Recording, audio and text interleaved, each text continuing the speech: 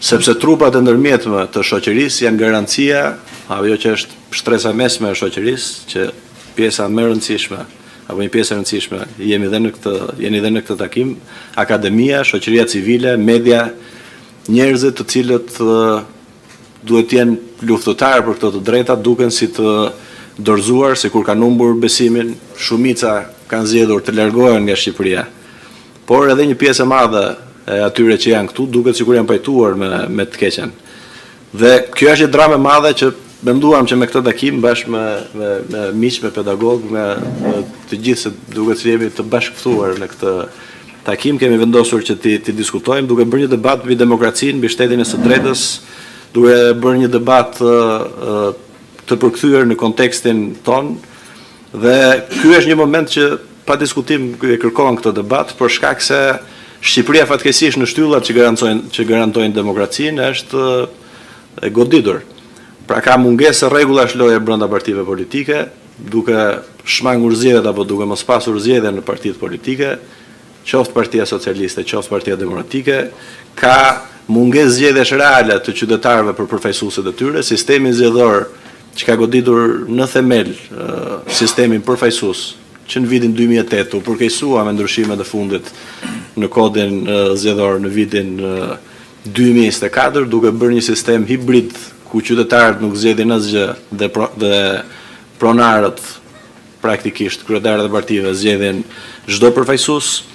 Institucionet janë në një sulm apo janë në kontroll të plot nga një personazh i vetëm që është kryeministri, dhe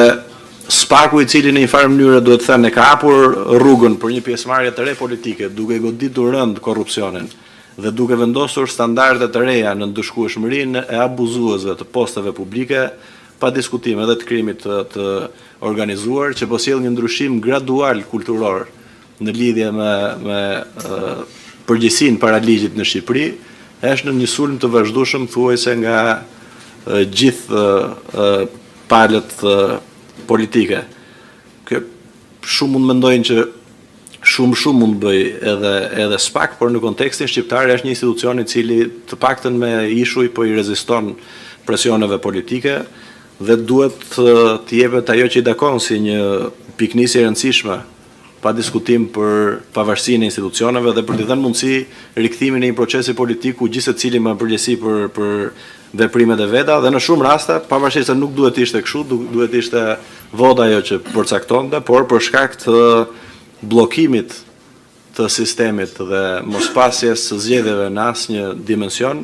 mund të jetë një mundësi për rikthimin e procesit politik dhe për qarkullimin e elitave. Nuk do doja që ta zgjasja me fjalë, por pa diskutim do doja që të diskutonim për demokracinë e brendshme të partive politike. Unë mendoj që pavarësisht se ekziston ligji për partitë politike, për shkak të kontekstit shqiptar, duhet të ketë një rirregullim të ligjor për mënyrën se si funksionojnë partitë politike, duke krijuar një komision i cili garanton zgjedhjet brenda partijake. Duket sikur dy kryetarët e partive dominuese në Shqipëri, kur vjen puna te kontrolli absolut i partive politike, bëhen bashk. Mund të ndryshoj vetëm pak retorika, po në model janë njësoj. Kemi një oligarki ekonomike që është ndërlidhur dhe është pasojë e oligarkisë politike në Shqipëri, sepse duke qenë se nuk ka konkurrencë në politik, pa diskutim që edhe konkurenca në ekonomi është njësoj. Për drejtësinë kujtohen palët vetëm kur preken interesat personale të pushtetarëve, ndërkohë që qytetarët 35 vite vinë vërdall pa gjetur drejtësi. Dhe kushdo është i bindur që Shqipëria nuk mund të integrohet duke mos pas reforma të forta dhe shtet ligjor ku sundon ligji, me autokratë që privatizojnë partitë apo shtetin. Pa diskutim që pjesë e rëndësishme e diskutimit besoj që është edhe reforma zgjedhore që nuk mund të jetë kurse si arnim pa hapjen e një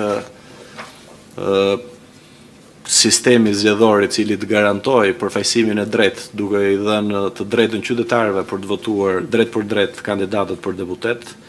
është thuajse e pamundur që të çahet ky sistem. Kështu që Këto menduam që të diskutojmë me njëri tjetrin, duke bërë një diskutim të hapur më shumë se sa një diskutim protokollar,